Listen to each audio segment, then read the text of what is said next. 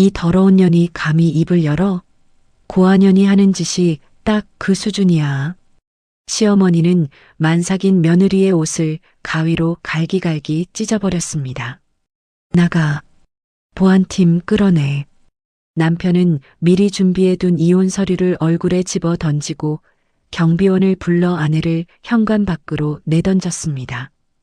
영하 10도의 한겨울, 맨발에 찢어진 옷차림으로 쫓겨난 만삭의 여자. 아무도 전화를 받지 않았고 아무도 멈춰 서지 않았습니다. 그런데 그날 죽음의 문턱에서 기적처럼 살아 돌아온 그녀의 정체가 밝혀지는 순간 세상이 뒤집어집니다. 고아인 줄만 알았던 며느리가 대한민국 3대 로펌의 유일한 후계자였다면 그녀를 내쫓고 와인잔을 부딪히던 그 시어머니와 남편은 어떻게 됐을까요?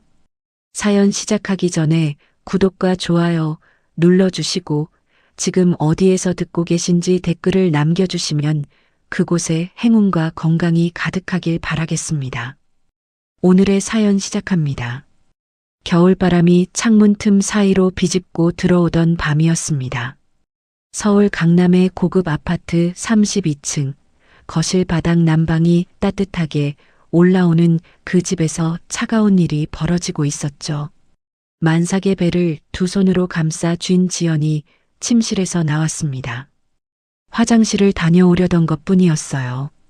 그런데 거실 테이블 위에 사진 수십 장이 흩뿌려져 있었습니다. 어두운 모텔 복도에서 낯선 남자와 나란히 걸어가는 여자의 뒷모습이었어요. 그 여자가 입고 있는 코트는 분명 지연의 것이었습니다. 이게 뭐야? 지연의 손끝이 가늘게 떨리기 시작했습니다.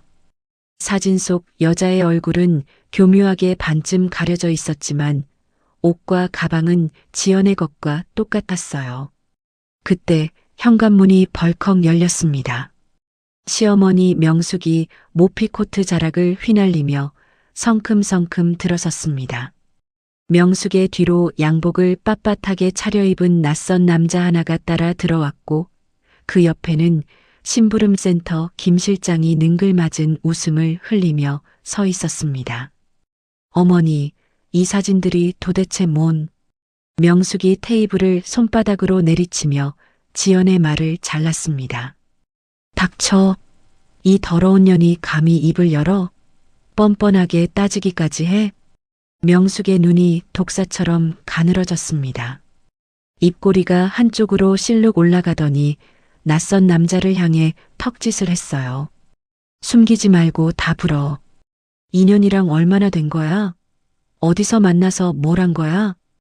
양복 차림의 남자가 능청스럽게 지연의 어깨에 팔을 두르며 입을 열었습니다. 사모님, 숨길 게 뭐 있겠습니까? 저희 사귄 지 벌써 석 달째입니다. 지연 씨가 먼저 연락해 왔어요. 남편이 무능하다고 집에서 숨이 막힌다고요. 지연이 남자의 팔을 거칠게 뿌리치며 소리쳤습니다. 지금 무슨 소리를 하는 거예요? 난 이 사람 얼굴도 처음 봐요. 어머니, 이건 전부 거짓말이에요. 제가 왜 이런 짓을 해요? 거짓말? 사진이 거짓말이야? 코앞에 서 있는 이 남자가 거짓말이야? 고아년이 하는 짓이 딱 그 수준이야. 명숙이 사진 뭉치를 움켜쥐고 지연의 얼굴 앞에 흔들었습니다. 배가 남산만 해가지고 딴 남자 방에 드나들어? 아이고, 그 뱃속에 들어있는 게 진짜 우리 민호 새끼긴 한 거야? 어머니, 그 말은 너무해요. 이 아이는 민호 씨 아이예요. 하늘에 맹세코 전 그런 적 없다고요. 지연이 배를 감싸며 한 발짝 뒤로 물러섰습니다. 다리가 후들거렸어요. 임신 9개월의 무거운 몸이 비틀거렸지만 지연은 이를 악물고 버텼습니다.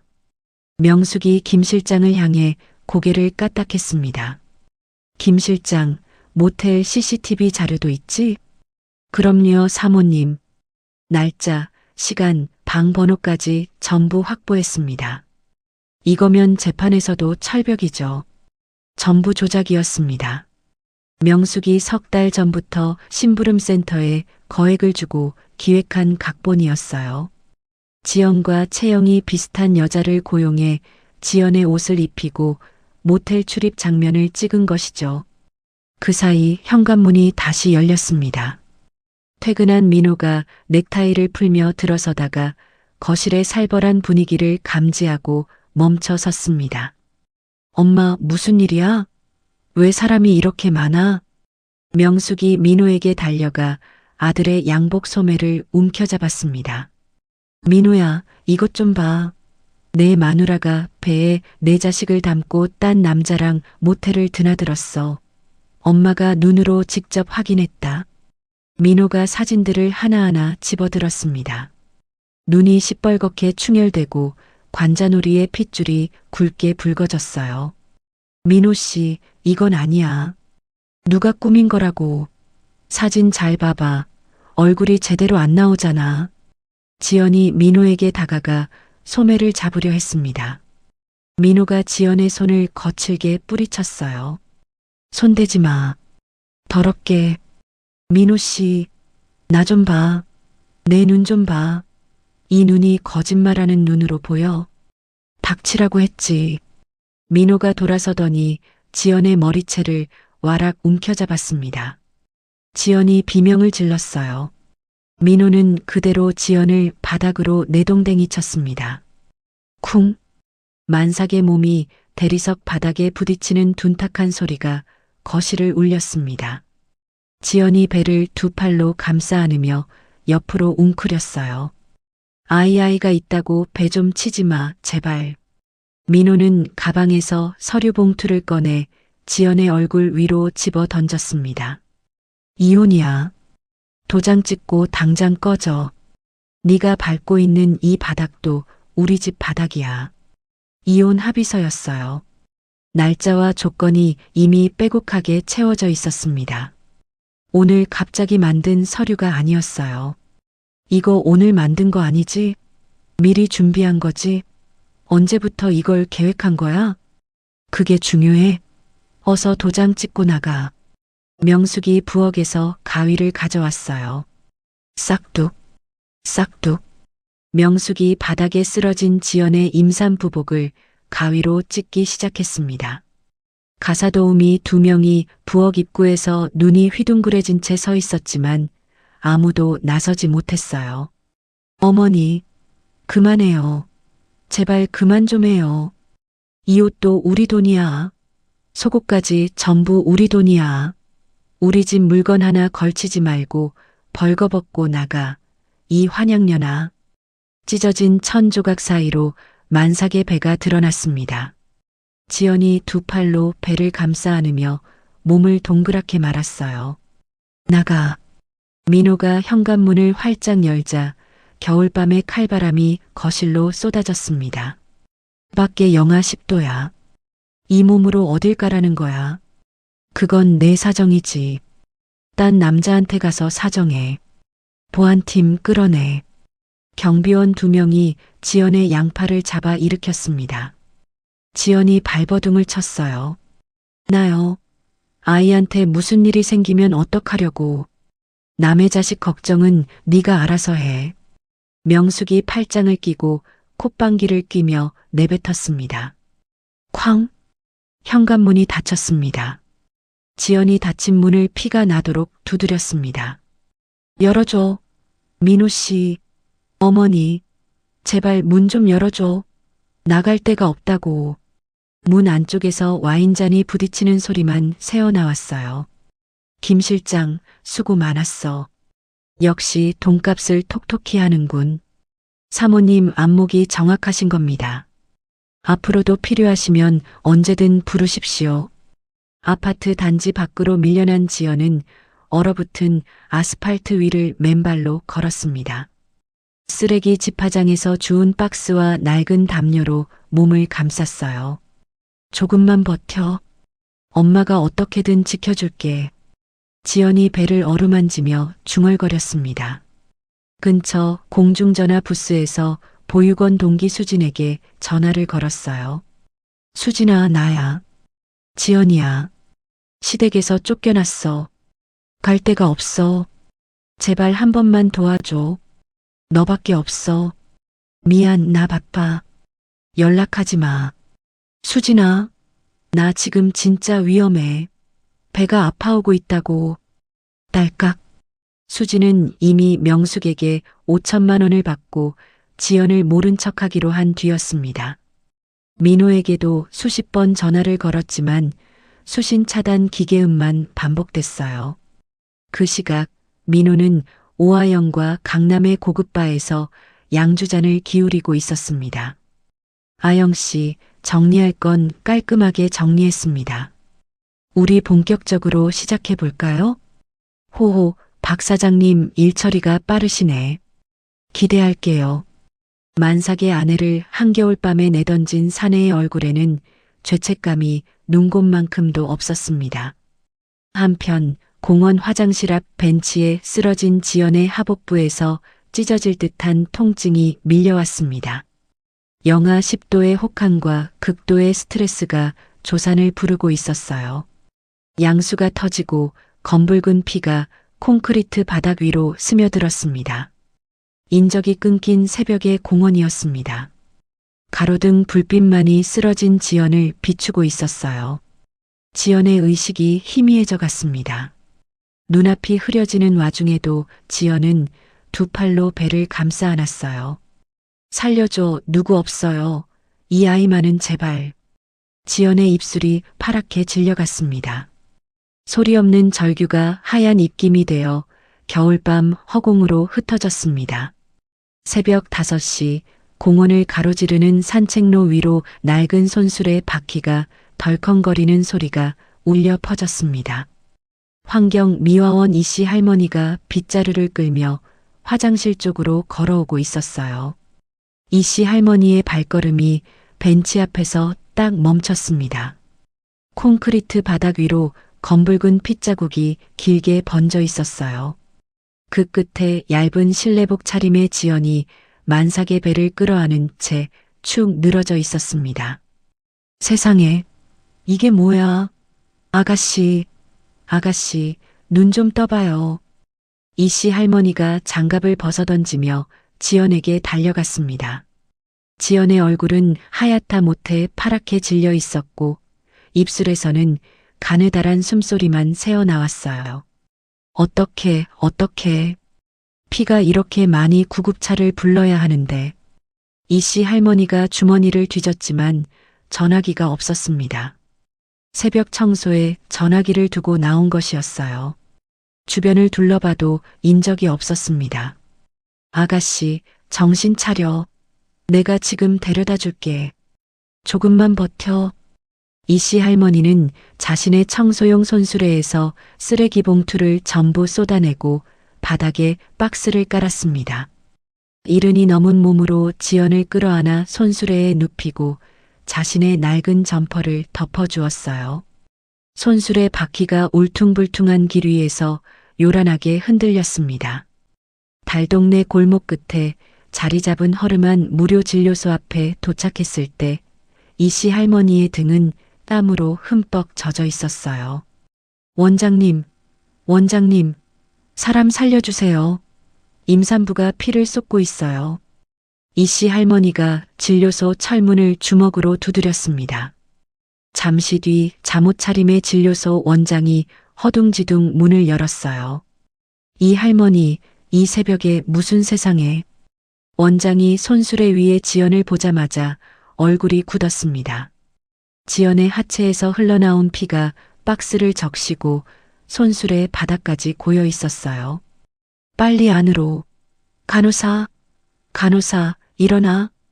원장이 지연을 안아들고 진료소 안으로 뛰어들어갔습니다. 낡고 차가운 철제 침대 위에 지연을 눕히고 혈압계를 감았어요. 혈압이 60에 40까지 떨어졌어. 출혈이 너무 심해. 큰 병원으로 가야 해요. 당장. 간호사가 떨리는 손으로 수액 바늘을 지연의 팔에 찔러 넣었습니다. 원장님, 구급차 부를까요? 불러. 지금 당장. 여기선 손 쓸 수가 없어. 이씨 할머니가 원장의 소매를 잡아 끌었습니다. 원장님, 이 아가씨 보호자가 없어요. 맨발에 옷도 다 찢어져 있었다고요. 남편이란 놈한테 쫓겨난 것 같아요. 보호자가 없다고? 수술 동의서도 못 받겠네. 일단 남편 연락처를 찾아봐요. 이 씨 할머니가 지연의 찢어진 주머니를 뒤져 구겨진 명함 한 장을 꺼냈습니다. 민호의 회사 명함이었어요. 진료소 전화기로 번호를 눌렀지만 역시 수신 차단이었습니다. 이 할머니 직접 찾아가서라도 데려와요. 주소가 명함에 있잖아요. 지금 이 사람 큰 병원 못 가면 산모도 아기도 못 살려요.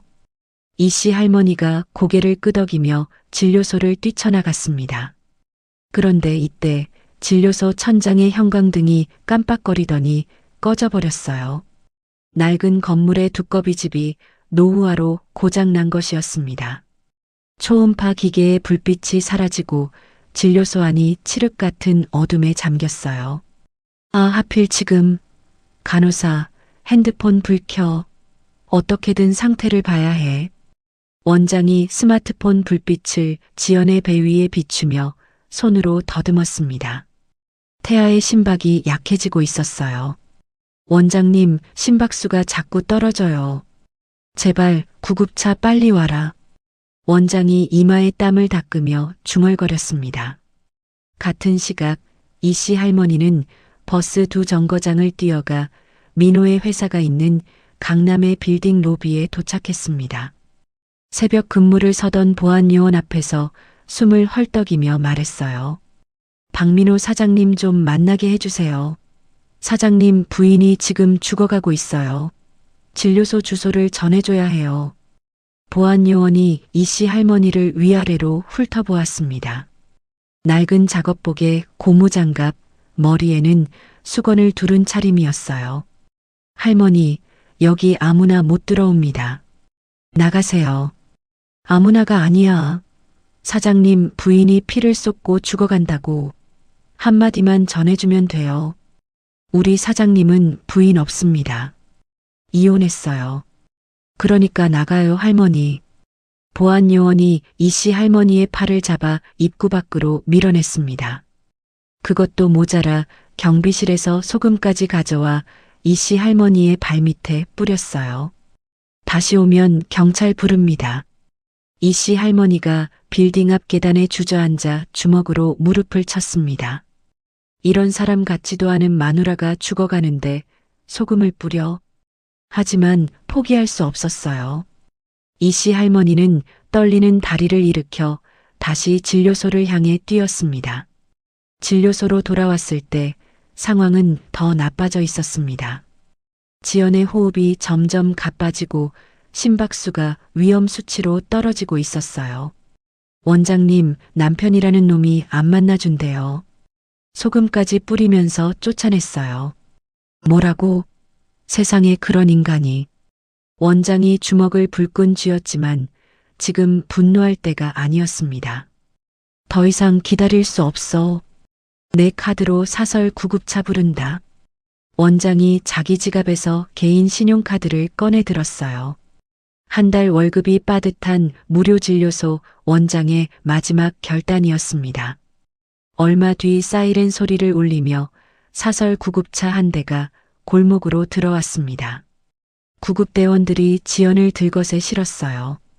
산소호흡기를 코에 대고 수액줄이 흔들리는 가운데 지연의 의식은 거의 사라지고 있었습니다.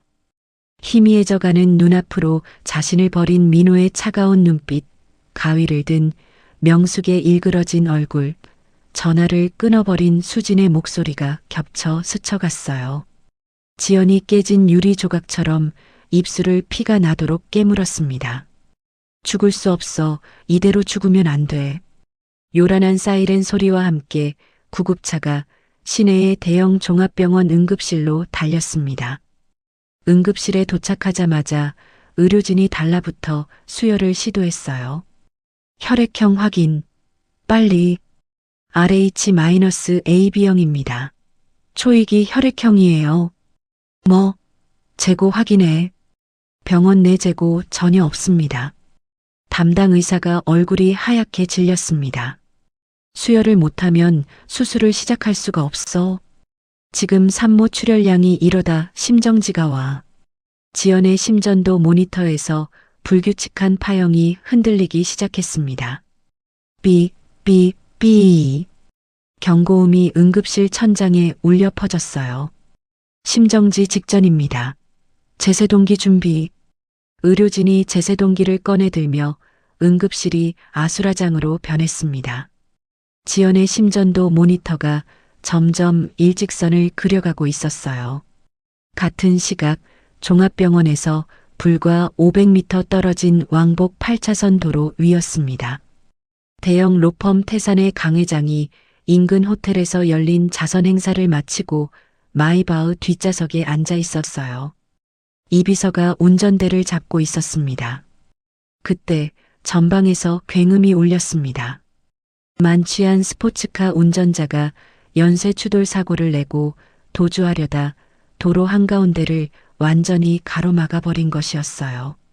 앞뒤로 수백 대의 차량이 꽉 막혀 꼼짝도 할 수 없는 상황이 됐습니다. 이 비서 무슨 상황이야? 교통사고입니다, 회장님. 도로가 완전히 막혔습니다. 강 회장이 손목 시계를 확인하며 인상을 찌푸렸습니다. 바로 그때 병원 쪽에서 구급차 한 대가 사이렌을 울리며 달려왔지만 막힌 도로 앞에서 멈춰 설 수밖에 없었어요. 구급차 문이 벌컥 열리더니 피투성이 수술복 차림의 구급대원이 뛰어내렸습니다. 진료소 원장도 함께였어요. 두 사람이 도로에 정차된 차량들의 창문을 미친 듯이 두드리며 뛰어다녔습니다. 산모가 죽어갑니다. 혹시 RH-AB형 아닌지 확인해 주세요. 제발. 차량 안의 사람들은 고개를 절레절레 흔들거나 창문을 올려버렸어요. 구급대원이 강 회장의 마이바흐 앞까지 달려왔습니다. 창문을 두 주먹으로 두드리며 처절하게 소리쳤어요. 산모와 아이가 죽어갑니다. 혹시 RH-AB형 혈액형 아니십니까? 제발 도와주세요. 차 안에서 그 절규를 들은 강 회장의 눈이 크게 떠졌습니다. 강 회장이 이 비서의 어깨를 움켜잡았어요. 이 비서, 내가 바로 그 혈액형이야. 문 열어. 회장님, 안 됩니다. 신원도 모르는 사람에게 수혈을 하시겠다는 겁니까? 보안상 위험합니다. 사람이 죽어간다는데 보안이 문제야? 당장 문 열어. 강 회장이 직접 차 문을 밀고 내렸습니다. 경호원 2명이 황급히 뒤따랐어요. 안내해. 산모가 어디 있어? 구급대원이 강 회장의 손을 잡고 막힌 도로 사이를 뚫고 뛰었습니다. 강 회장은 65세의 나이가 무색하게 가로등 사이를 내달려 응급실 문을 밀고 들어갔어요. 내 혈액형이 RH-AB형이야. 당장 내 피를 뽑아서 저 산모를 살려. 담당 의사가 강 회장을 올려다봤습니다. 정말이십니까? 지금 혈액형 확인 검사를 먼저. 검사고 뭐고 시간이 없다며. 피를 뽑으라고. 강 회장이 소매를 걷어붙이며 옆에 침대에 털썩 앉았습니다. 간호사가 급하게 체열 바늘을 꽂았어요. 강 회장의 팔뚝에서 진한 붉은 피가 수혈팩으로 흘러 들어갔습니다. 한 팩, 두 팩. 강 회장의 얼굴이 창백해져 갔지만 팔을 거두지 않았어요. 더 필요하면 더 뽑아. 내 피가 마를 때까지 뽑으라고. 회장님, 이 이상은 위험합니다. 이 비서가 만류했지만 강 회장은 눈을 부라렸습니다. 저기 죽어가는 사람 앞에서 내 걱정을 하고 있어? 수혈팩 3개가 채워지고 나서야 의료진이 지연을 수술실로 옮겼습니다. 강 회장은 경호원의 부축을 받으며 복도의 의자에 앉아 팔에 지혈솜을 눌렀어요. 잠시 뒤 지연을 이송하던 간호사가 급하게 달리다 바닥에 무언가를 떨어뜨렸습니다. 지연의 찢어진 주머니에서 빠져나온 소지품이었어요. 그중 낡고 바랜 천 조각 하나가 강 회장의 발밑으로 굴러갔습니다. 베넷 저고리였습니다. 강 회장이 허리를 숙여 그것을 집어들었어요. 낡은 천 위에 특수 금실로 수놓아진 나비 문양이 보였습니다. 강 회장의 손이 멈췄어요. 눈동자가 크게 흔들렸습니다. 이건 25년 전이었습니다. 놀이공원에서 4살배기 딸아이의 손을 잡고 회전 목마를 타러 가던 길이었어요. 잠깐 눈을 돌린 사이 딸아이는 사라졌습니다. 그날 딸이 입고 있던 베네 저고리의 기세는 강 회장의 아내가 금실로 직접 수놓은 나비 문양이 있었어요. 세상에 단 하나뿐인 그 문양이었습니다. 강 회장의 손이 나뭇잎처럼 떨렸습니다. 베네 저고리를 가슴에 끌어안으며 온몸이 부르르 떨렸어요. 이비서, 당장 와. 이비서가 달려왔습니다. 회장님, 왜 그러십니까? 병원장 불러와. 지금 당장 최 원장을 불러. 네, 지금 새벽인데. 새벽이고 뭐고 당장 불러오라고. 이건 내 딸이야. 저 수술실에 있는 사람이 내 딸일 수 있어. 이비서의 얼굴에서 핏기가 빠졌습니다. 강 회장이 25년간 딸을 찾아 헤맸다는 사실을 누구보다 잘 알고 있었으니까요. 이비서가 전화기를 꺼내 최 원장에게 긴급 연락을 넣었습니다. 수술실에서는 의료진의 사투가 계속되고 있었습니다. 강 회장의 피를 수혈받은 지연의 심박이 간신히 되살아났어요. 의료진은 자궁적출 직전까지 갔던 위기를 넘기며 작고 연약한 여자아이를 세상 밖으로 꺼냈습니다. 아기의 울음소리가 수술실 벽을 뚫고 복도까지 울려 퍼졌어요. 30분 뒤 잠옷 위에 코트를 걸친 최 원장이 헐레벌떡 뛰어왔습니다. 강 회장님, 이 시간에 무슨 일이? 최 원장, 지금 수술 중인 산모와 나의 유전자 검사를 해. 2시간 안에 결과를 내놔. 2시간이요? 아무리 그래도 그건 태산재단 후원금 얼마인지 알지? 그 돈이 필요하면 2시간 안에 끝내. 최 원장이 고개를 숙이며 검사실로 뛰어갔습니다. 강 회장은 복도 의자에서 일어나 수술실 앞을 서성였습니다. 베네 저고리를 두 손으로 꼭 쥔 채 벽시계만 노려봤어요. 1시간이 지나고 1시간 반이 지났습니다. 정확히 2시간 뒤 최 원장이 서류 봉투를 들고 뛰어왔습니다. 회장님, 결과 나왔습니다. 강 회장이 서류를 낚아채듯 받아들었어요. 종이 위에 숫자를 읽어내려가던 강 회장의 눈에서 눈물이 쏟아졌습니다.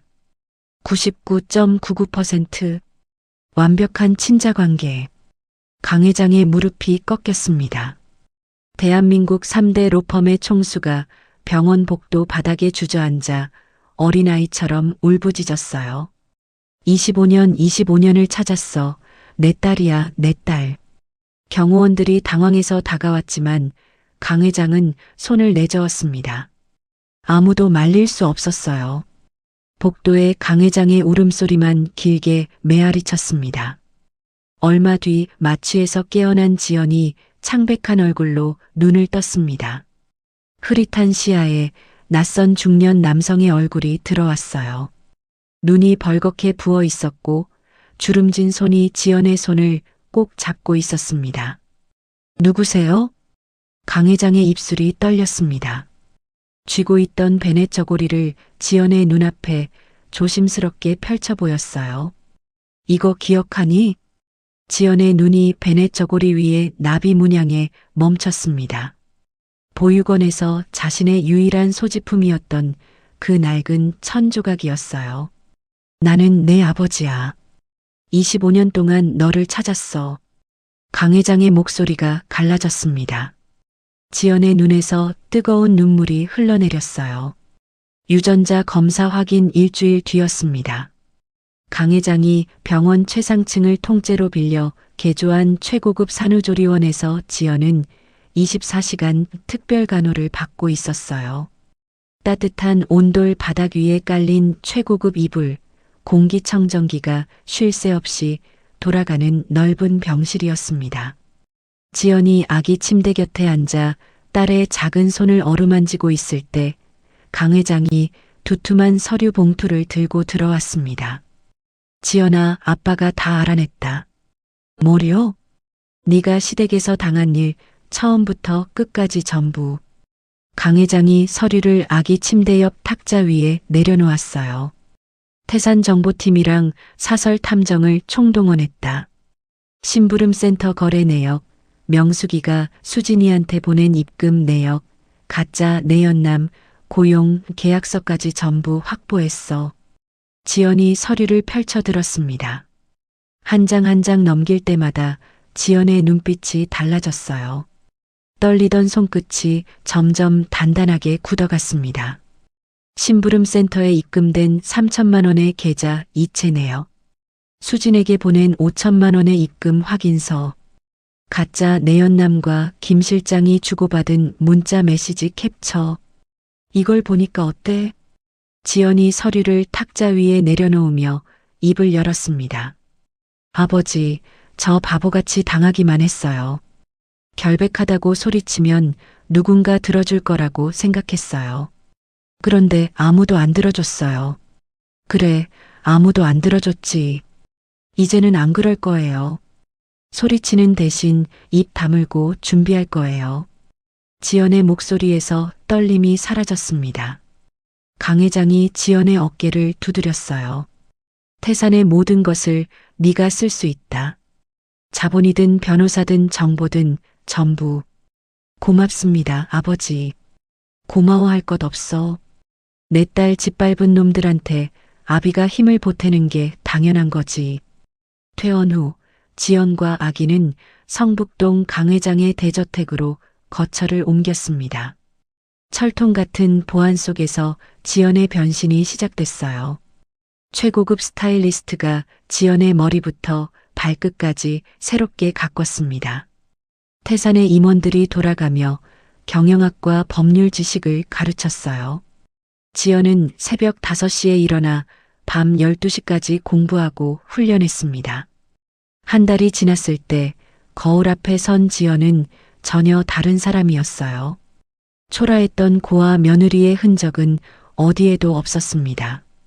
차갑고 날카로운 눈빛, 꼿꼿한 자세, 한치의 흔들림도 없는 목소리. 태산의 후계자가 거울 속에서 지연을 바라보고 있었어요. 지연이 거울 속 자신을 향해 서늘한 미소를 지었습니다. 좋아. 이 정도면 됐어. 지연의 첫 번째 워밍업은 가볍게 시작됐습니다. 과거 지연이 고아라는 이유로 알바비를 떼먹고 모욕을 줬던 편의점 점주가 있었어요. 아버지, 강남 일대 편의점 프랜차이즈 본사 주식 현황 좀 뽑아주세요. 왜? 편의점에 관심 있어? 관심이라기보다는 인사를 좀 드려야 할 분이 계셔서요. 태산의 자본으로 프랜차이즈 본사 지분을 조용히 매입했습니다. 경영권을 확보한 지연은 해당 점주의 가맹 계약을 합법적으로 해지시켰어요. 하루아침에 간판을 뺏기고 길거리에 나앉은 점주는 누가 자신을 무너뜨렸는지도 모른 채 허공에 주먹질만 했습니다. 워밍업 끝. 이제 본 게임이야. 지연이 대저택 서재의 의자에 앉아 다리를 꼬며 중얼거렸어요. 한편 명숙과 민호는 지연의 생사 따위는 안중에도 없었습니다. 오하영의 환심을 사기 위해 무리한 사채까지 끌어다 쓰고 있었어요.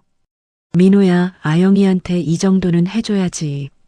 거래처 사장 딸인데 체면이 있잖아. 명숙이 백화점 쇼핑백 5개를 거실에 늘어놓으며 말했습니다. 엄마, 이번 달만 카드값이 8천만 원이야. 좀 줄이자. 줄이긴 뭘 줄여. 아영이 아버지 회사에서 투자받으면 그깟 8천만 원이 뭐야? 큰 그림을 봐. 큰 그림. 그래, 엄마 말이 맞아. 투자만 받으면 다 해결돼. 민호가 고개를 끄덕이며 사채업자에게 전화를 걸었습니다. 네, 5억만 더 빌려주세요. 이자요? 네, 월 사부 괜찮습니다.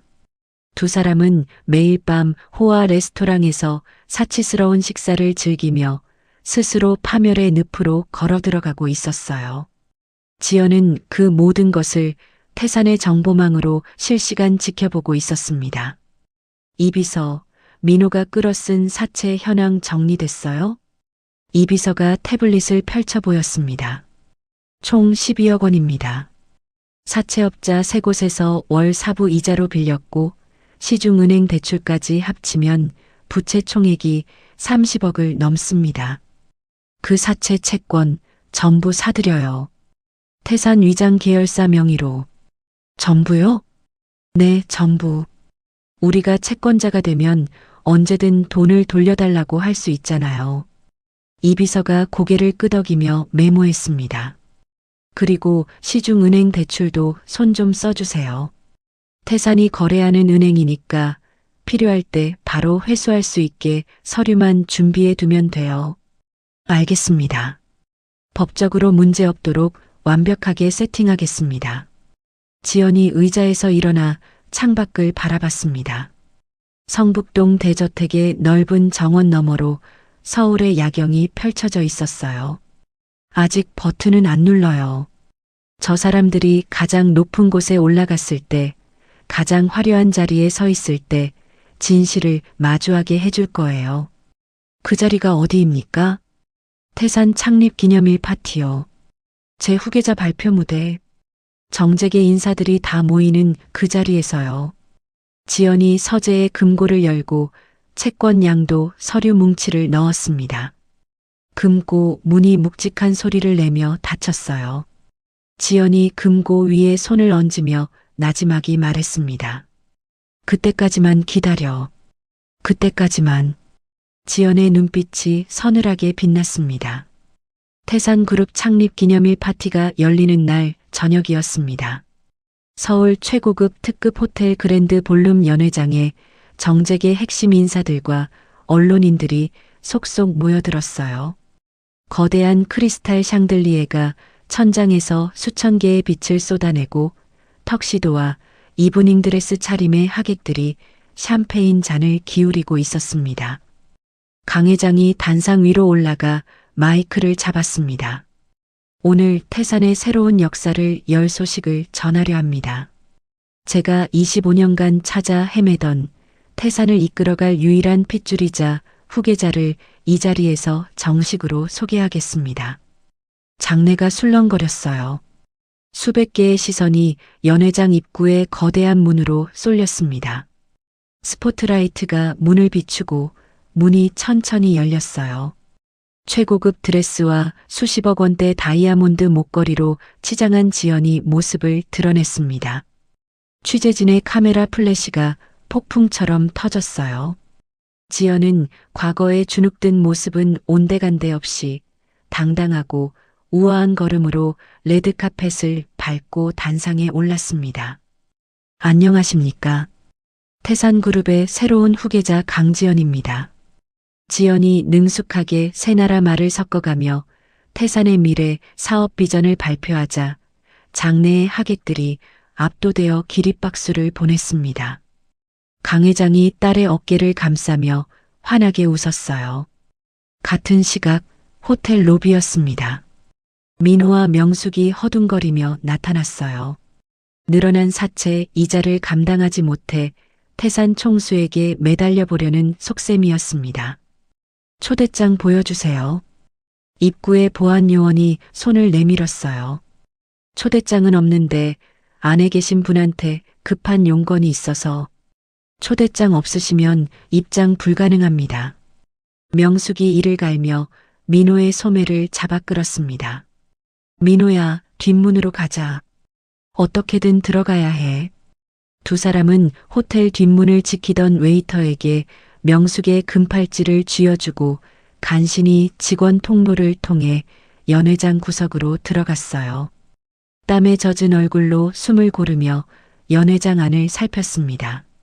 엄마, 저기 단상에 태산 후계자가 있어. 저 사람한테 접근하면.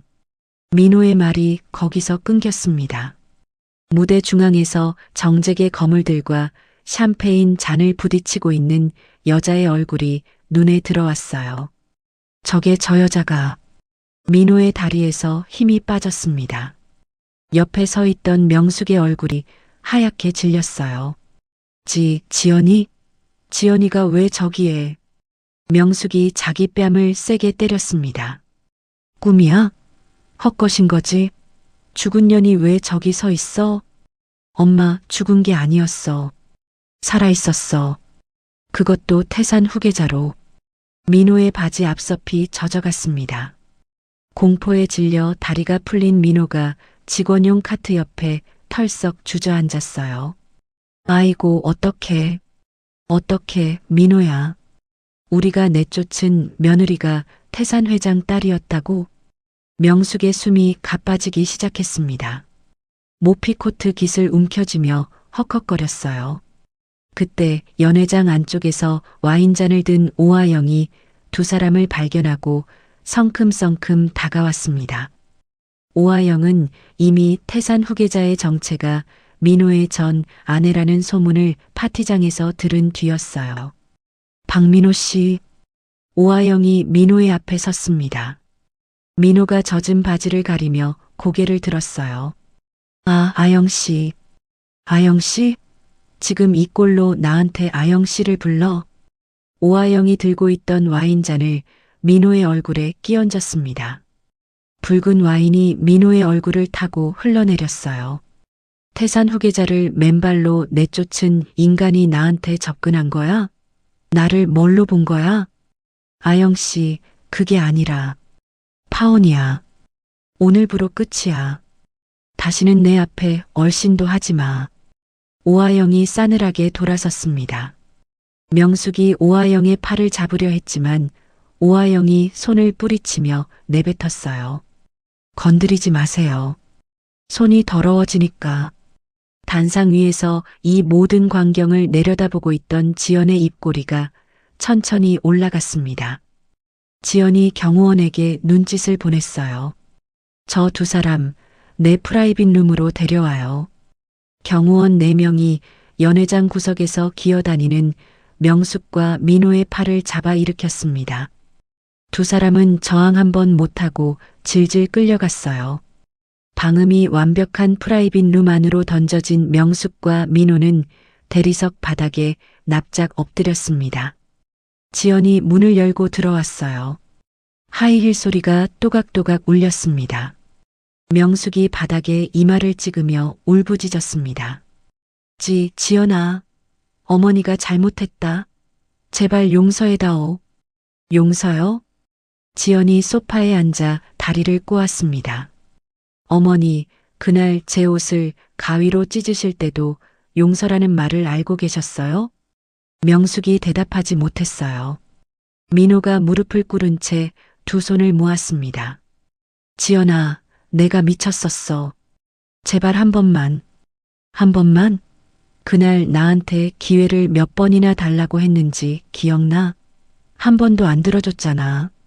지연이 테이블 위로 서류 뭉치를 던졌습니다.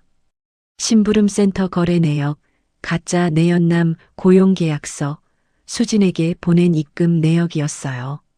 이게 뭔지 알지? 어머니가 꾸민 외도 조작의 증거 전부예요. 명숙의 얼굴이 흑빛으로 변했습니다.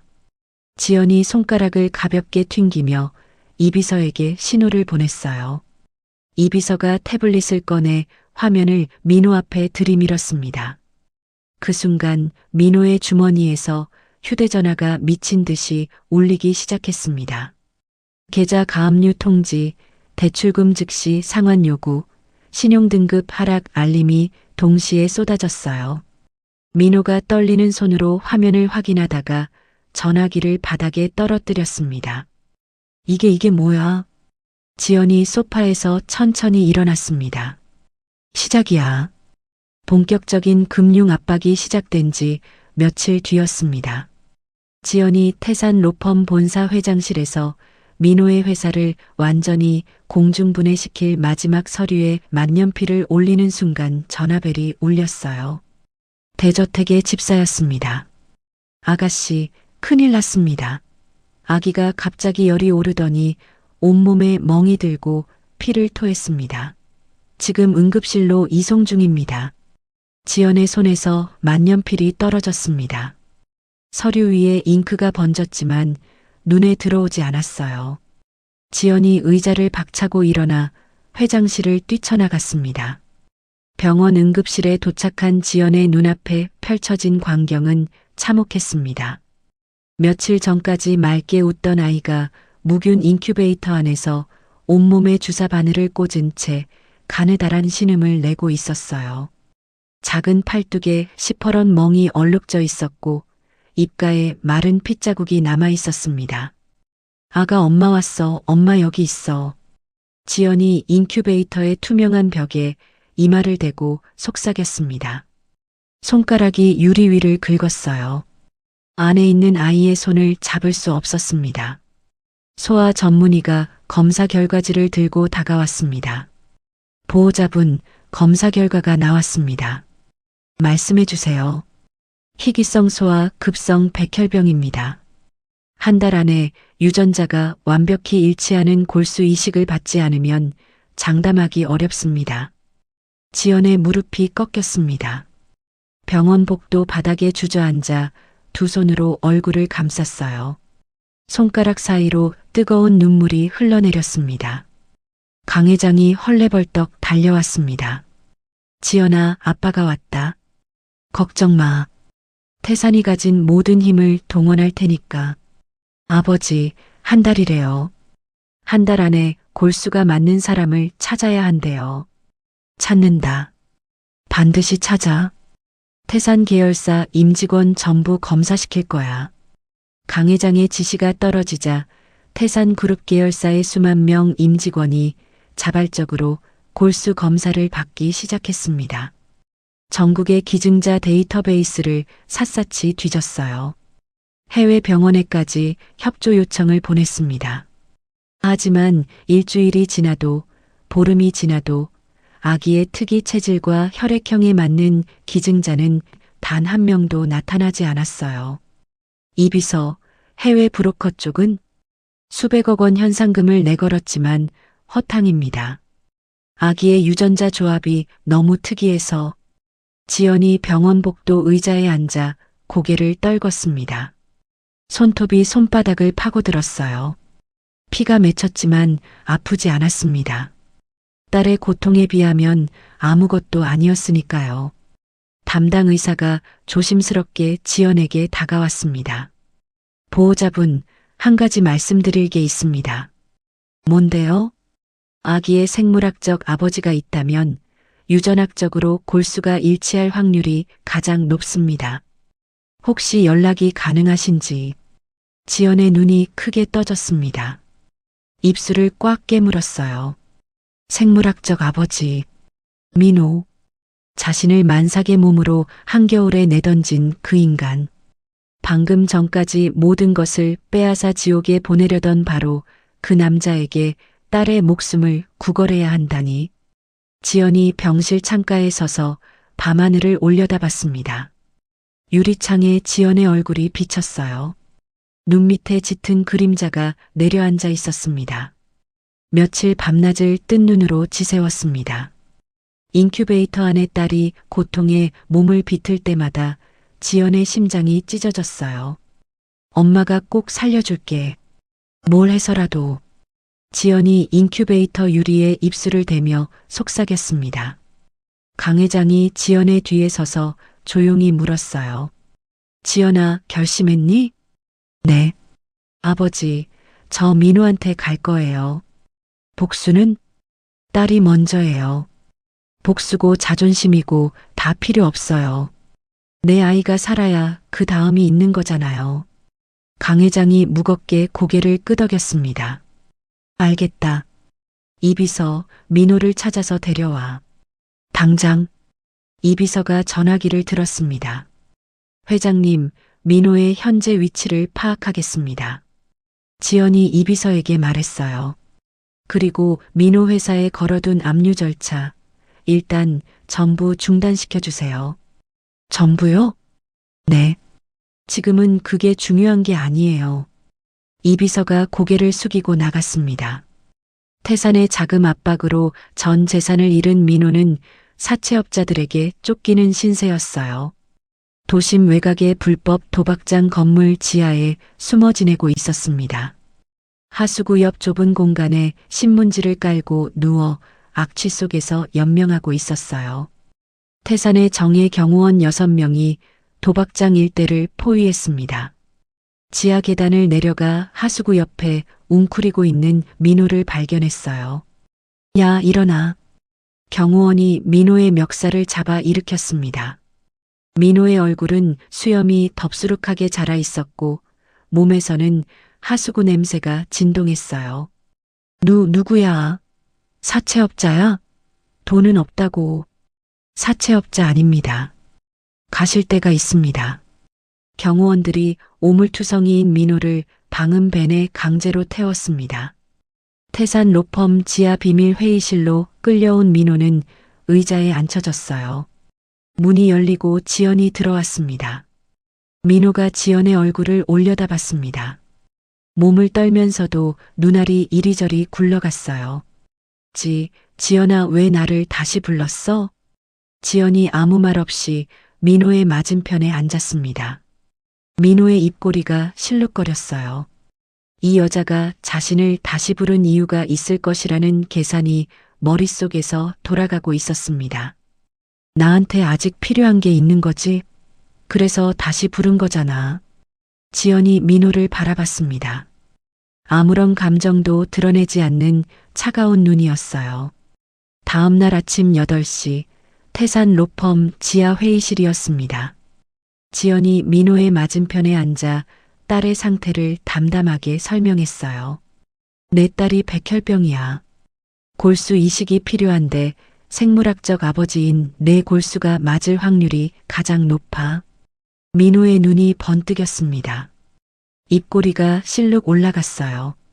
지연의 약점을 쥐었다는 계산이 머릿속에서 돌아가고 있었습니다. 그래서 내가 필요한 거구나. 역시. 그때 회의실 문이 열리고 명숙이 들어왔습니다.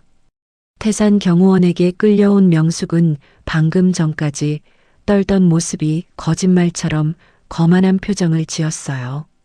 회의실 상석에 다리를 꼬고 앉으며 턱을 치켜들었습니다. 아이고, 우리 며느리가 아들한테 부탁할 게 있다며? 그때 나가라고 할 때 순순히 나갔으면 이 고생을 안 했을 텐데. 지연의 턱 근육이 단단하게 굳었습니다. 하지만 표정은 바꾸지 않았어요. 민호가 의자에 기대앉으며 다리를 꼬았습니다. 지연아, 솔직하게 말해볼까? 내가 골수를 주면 나한테 뭘 해줄 건데? 조건을 말해봐. 사채업자들한테 진 빚 30억, 당장 갚아줘. 그리고 해외 나가서 새 출발할 현찰 20억, 지금 이 테이블 위에 올려놔. 민호가 테이블을 손가락으로 톡톡 두드렸어요. 50억이야? 내 딸 목숨값이 고작 50억이야? 고작? 내 몸에서 뼈를 뽑아가겠다는데 50억이 많아? 100억을 불러도 싼 거지. 명숙이 옆에서 거들었습니다. 그래, 우리 민호 말이 맞아. 뼈를 내놓으라면서 빈손으로 오면 되겠니? 성의를 보여야지, 성의를.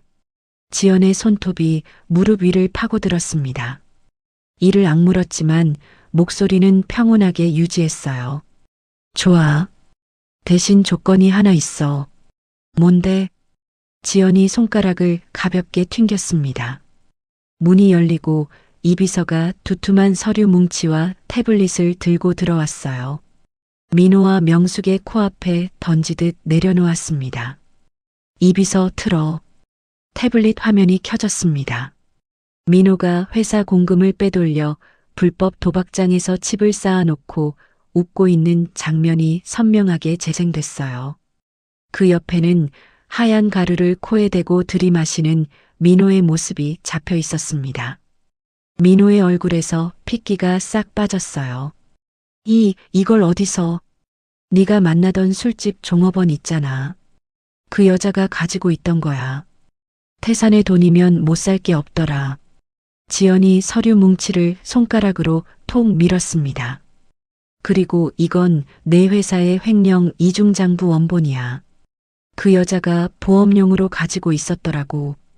민호의 눈알이 튀어나올 듯 커졌습니다.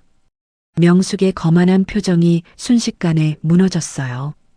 지금 당장 골수 기증 동의서에 사인해. 그러면 태산의 이름을 걸고 이 영상이랑 장부는 검찰에 넘기지 않고 파기해 줄게. 잠깐만. 그러면 돈은? 돈? 네가 지금 돈을 달라고 할 처지야? 지연이 태블릿 화면을 다시 가리켰어요. 이 영상이 검찰 특수부에 넘어가면 넌 당장 구속이야. 마약의 횡령이면 최소 10년은 감옥에서 썩어. 감옥에서 골수를 줄 수는 없잖아. 민호의 입술이 파르르 떨렸습니다. 이비서 카운트다운. 이비서가 태블릿 화면에 타이머를 띄웠어요. 10이라는 숫자가 크게 떠올랐습니다. 10초 안에 사인 안 하면 이 자료가 검찰청 특수부에 자동 전송돼. 9, 8, 7. 잠깐만. 민호가 허둥거리며 소리쳤어요. 6, 5, 4. 명숙이 민호의 팔을 잡아 끌었습니다. 민호야, 사인해. 빨리 사인하라고. 감옥 가면 끝이야. 3, 2. 사인할게. 사인한다고. 민호가 떨리는 손으로 동의서를 움켜쥐었어요. 지연이 펜을 테이블 위로 밀었습니다. 민호의 손끝이 덜덜 떨려 글씨를 제대로 쓸 수 없었어요. 결국 엄지손가락에 인주를 묻혀 동의서에 지장을 찍었습니다. 명숙도 보호자 동의란에 떨리는 손으로 지장을 찍었어요. 지연이 동의서를 집어들고 잉크가 마르기를 기다렸습니다. 서류를 가만히 내려다보는 지연의 눈에 잠깐 물기가 번졌어요. 딸의 생명줄을 간신히 잡은 것이었습니다. 며칠 뒤 태산 소유의 대학병원 VIP 병동이었습니다. 사설 경호원들이 복도를 완벽하게 통제한 채 삼엄한 분위기를 띠고 있었어요. 마취제가 투여된 민호의 척추에서 굵은 바늘을 통해 건강한 골수가 채취됐습니다. 채취된 골수는 즉시 멸균 캡슐에 담겨 무균실에 누워있는 아기에게 이식됐어요. 지연이 유리창 너머로 아기의 몸속에 생명이 흘러들어가는 과정을 지켜봤습니다. 두 주먹을 꽉 쥐고 서 있던 지연의 눈에서 참았던 눈물이 볼을 타고 흘러내렸어요. 살아줘. 제발 살아만 줘. 수술이 끝나고 마취가 풀린 민호가 회복실에서 눈을 떴습니다. 천장을 올려다보던 민호의 시야에 정장 차림의 경호원 2명이 들어왔어요. 수고하셨습니다. 퇴원 수속 도와드리겠습니다. 경호원들이 민호를 휠체어에 앉혔습니다. 병원 정문 밖으로 휠체어를 밀고 나갔어요. 정문 앞에 몽둥이를 든 사내 5-6명이 서 있었습니다. 민호가 빚을 떼먹고 도망친 사채업자들이었어요. 지연이 은밀히 민호의 퇴원 시간과 장소를 흘린 것이었습니다. 박민호 사장님 아니십니까? 여기 계셨군요. 사채업자 두목이 몽둥이를 어깨에 올리며 씩 웃었어요. 오래 찾았습니다. 박 사장님. 민호의 얼굴이 하얗게 질렸습니다. 아니, 잠깐만요. 경호원들이 민호의 휠체어를 사채업자 무리 한가운데에 밀어 넣었습니다. 그리고 차갑게 등을 돌렸어요. 민호의 비명이 병원 앞 주차장에 울려 퍼졌습니다. 수술 성공 1달 뒤였습니다. 골수 이식을 받은 아기는 거부 반응 없이 백혈구 수치가 정상으로 돌아왔어요. 담당 의사가 환하게 웃으며 말했습니다. 완치 판정입니다. 축하드립니다. 지연이 아기를 2 팔로 안아 올렸어요. 아기가 지연의 볼에 작은 손을 대며 방긋 웃었습니다. 지연의 눈에서 뜨거운 눈물이 흘러내렸어요. 우리 딸 정말 잘 버텼어. 엄마 딸 최고야. 퇴원하는 날 강 회장이 병원 로비에서 기다리고 있었습니다. 예쁜 옷을 입힌 아기를 본 강 회장의 입꼬리가 귀까지 올라갔어요. 우리 손녀, 할아버지 왔다. 강 회장이 아기를 조심스럽게 안아들었습니다. 세 사람은 병원 정문을 나서며 환하게 웃었어요. 대저택으로 돌아온 지연은 서재의 금고를 열었습니다. 채권 서류 뭉치와 새로운 고소장 서류가 빼곡하게 들어 있었어요. 지연이 서류를 하나하나 꺼내 탁자 위에 펼쳤습니다. 이 비서, 네 아가씨, 이제 시작해요. 이 비서가 고개를 숙였습니다. 어떤 것부터 실행할까요? 민호한테 약속한 대로 마약 영상이랑 횡령 장부는 파기해요. 약속은 약속이니까. 알겠습니다. 그러면 민호에 대한 건 걱정 마세요. 태산 변호인단이 새로 파헤친 게 있잖아요. 지연이 고소장을 집어들었어요. 민호가 위장 회사를 만들어 해외로 빼돌린 수백억 원대 탈세 내역이 적혀 있었습니다. 거기에 조작된 불륜 사건과 만삭 임산부 강제 추방에 대한 고소 내용까지 빼곡했어요. 약속한 증거만 안 넘기면 되는 거잖아요. 새로운 증거로 새로운 죄목을 묻는 건 약속 위반이 아니에요. 이 비서가 감탄한 듯 고개를 끄덕였습니다. 완벽합니다. 오늘 중으로 검찰청이랑 국세청에 동시에 접수해 주세요. 그날 오후 경찰과 국세청 직원들이 동시에 움직였습니다. 민호의 사무실 문이 부서지듯 열렸어요. 서류함을 뒤지고 컴퓨터를 압수하고 금고를 열었습니다. 같은 시각 명숙의 고급 아파트에도 국세청 직원들이 들이닥쳤어요. 붉은색 압류 딱지가 거실 소파에, 안방 장롱에, 부엌 냉장고에, 숟가락 하나에까지 빼곡하게 붙었습니다. 이게 뭐야? 이게 무슨 짓이야? 명숙이 악을 썼지만 직원들은 아랑곳하지 않았어요. 명숙이 평생 자랑으로 여기던 다이아몬드 목걸이와 앤틱 가구들이 하나하나 경매 목록에 올랐습니다. 민호는 미랑 브로커를 통해 해외로 도주하려 했어요. 인천항 부두의 컨테이너 사이를 숨어 다니며 배를 기다리고 있었습니다. 박민호 씨 맞지요? 어둠 속에서 목소리가 울렸습니다. 잠복 중이던 형사 4명이 컨테이너 뒤에서 나타났어요. 도망치지 마시고 순순히 따라와 주십시오. 민호가 몸을 돌려 달아나려 했지만 형사 2명이 민호의 팔을 비틀어 아스팔트 바닥에 엎드리게 했습니다. 찰칵! 수갑이 채워지는 소리가 부두에 울렸어요. 민호의 뺨이 차가운 바닥에 눌린 채 눈물과 콧물이 뒤섞여 흘러내렸습니다. 몇 달 뒤 대법원 법정이었습니다. 피고인석에 선 민호는 수척한 얼굴로 고개를 떨궜어요. 지연 측이 제출한 증거들 앞에서 민호는 어떤 변명도 하지 못했습니다. 피고인 박민호에게 징역 15년을 선고합니다. 재판장의 목소리가 법정에 울려 퍼졌어요. 방청석에서 명숙의 울부짖는 소리가 터져나왔습니다. 15년. 아이고, 내 아들. 15년이라니. 하지만 아무도 명숙을 거들떠보지 않았어요. 교도소로 이감된 민호는 첫날부터 지옥을 맛봤습니다. 같은 감방에 배정된 수감자들의 얼굴을 본 민호의 눈이 커졌어요.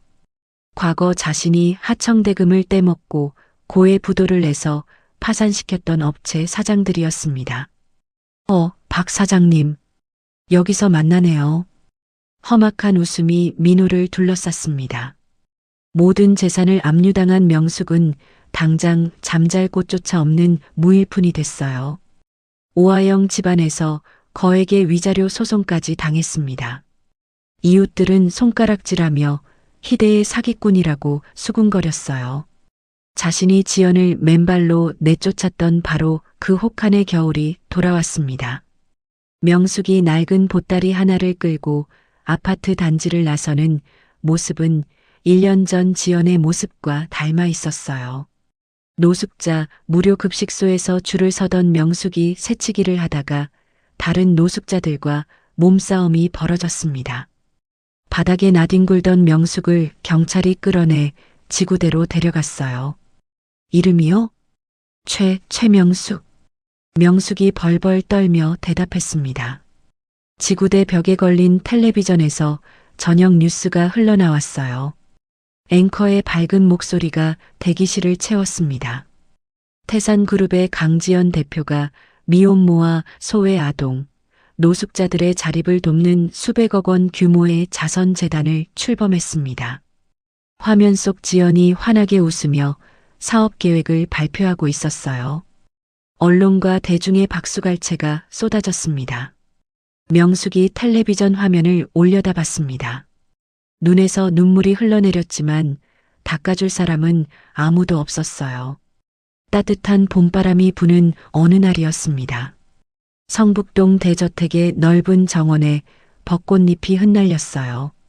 잔디밭 위를 아장아장 걷는 딸의 뒤를 지연이 따라가고 있었습니다. 할아버지한테 가볼까? 할아버지가 기다리고 있어. 아이가 정원 벤치에 앉아 있는 강 회장을 향해 두 팔을 벌리며 뒤뚱뒤뚱 걸어갔어요. 강 회장이 두 팔을 활짝 벌려 손녀를 품에 안았습니다. 우리 이쁜이 할아버지한테 왔어?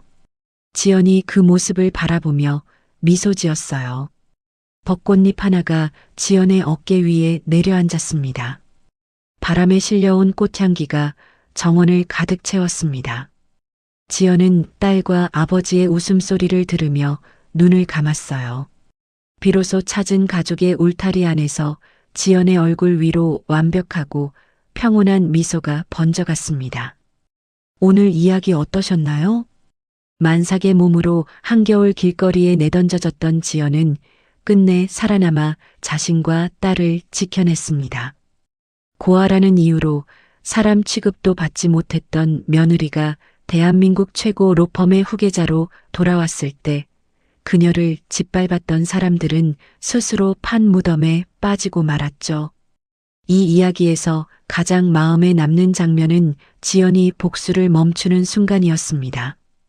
철천지원수에게 무릎을 꿇고 딸의 생명을 구한 어머니의 선택. 자존심보다 아이를 먼저 택한 그 결단이야말로 진짜 강한 사람의 모습이 아닐까 싶습니다. 세상이 아무리 등을 돌려도 끝까지 포기하지 않으면 반드시 길이 열린다는 것을 지연이 보여주었습니다. 누군가 나를 함부로 대할 때 무너지지 않고 버티는 힘은 결국 나 자신과 내가 지켜야 할 사람들에게서 나오는 것이니까요. 여러분도 혹시 힘든 일을 겪고 계시다면 오늘 이 이야기가 작은 위로가 되셨으면 좋겠습니다. 오늘 이야기가 마음에 드셨다면 구독과 좋아요 한 번씩만 눌러주세요.